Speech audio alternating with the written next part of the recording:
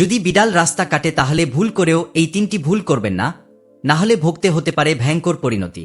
শাস্ত্র অনুসারে যখন কোনো বিড়াল রাস্তা কাটে তখন এটিকে একটি গুরুত্বপূর্ণ সংকেত হিসাবে ধরা হয়, কিন্তু এমন অবস্থায় অনেকেই ভয় করে কিছু ভুল করে বসেন যা তাদের জীবনে নেতিবাচক প্রভাব ফেলতে পারে। আসুন জেনে নিই সেই 3টি ভুল কি।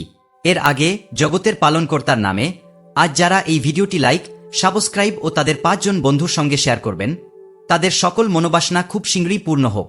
প্রথম ভুল, যদি বিড়াল আপনার পথ কাটে তবে সঙ্গে সঙ্গে সামনে এগিয়ে যাওয়াকে অশুভ বলা হয়। এর ফলে যাত্রায় বাধা বা কোনো অঘটন ঘটতে পারে। শাস্ত্র অনুযায়ী কিছুক্ষণ অপেক্ষা করে ভগবানের নাম করুন এবং তারপর যাত্রা আরম্ভ করুন। দ্বিতীয় ভুল, বিড়ালের পথ কাটা একটি সংকেত, অভিশাপ নয়। এটিকে অশুভ ভেবে ভয় পাওয়ার ফলে নেতিবাচক শক্তি বৃদ্ধি পায়। বরং ইতিবাচক চিন্তা করুন এবং আপনার ইষ্টদেবতার নাম করুন। তৃতীয় ভুল, বিড়ালও এক প্রাণী, তাকে দোষ দিয়ে কষ্ট দেওয়া মহাপাপ বলে মনে করা হয়। এমন কিছু করলে তার গুরুতর পরিণতি ভোগ করতে হতে পারে।